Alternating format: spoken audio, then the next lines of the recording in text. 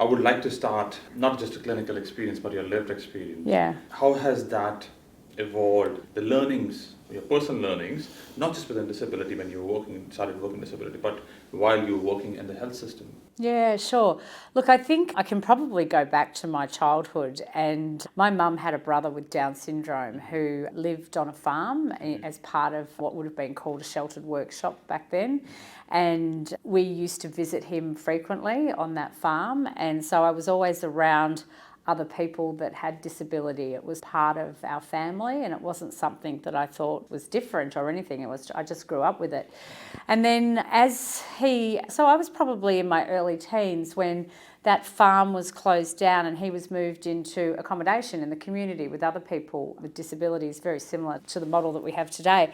And I remember that really well, and we got to know the 3 or 4 other gentlemen that he lived with extremely well. They became part of our extended family, and they all used to visit our family home for dinner and things like that on a regular basis. So I guess that's my first real footprint with disability. And then I went along, and you just traverse through life, and you travel and you become a nurse and you do all of those things. And then I had my firstborn son, and at the age of 8 months we learnt that he was to have spinal muscular atrophy and that he would never walk, and he in fact never rolled over or never sat up.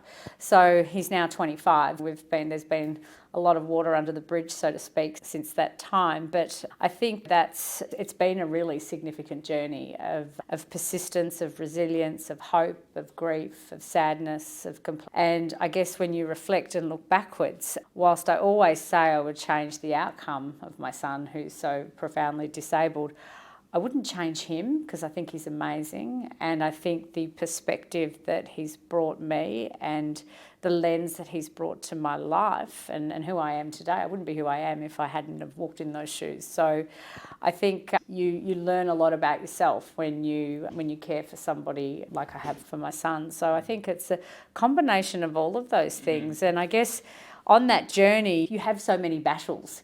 You have health battles for your child, you have battles with bureaucracy, you have battles in trying to attract funding for your family member, you have battles to advocate for the rest of your family who need a break and a rest and all of those things. Everything feels hard all of the time, and you get pretty savvy at it, but it is exhausting. And I think being able to have true empathy for others that I support professionally is really important, and I can do that from a really authentic space because I still live and breathe that bureaucracy and those challenges. Wow.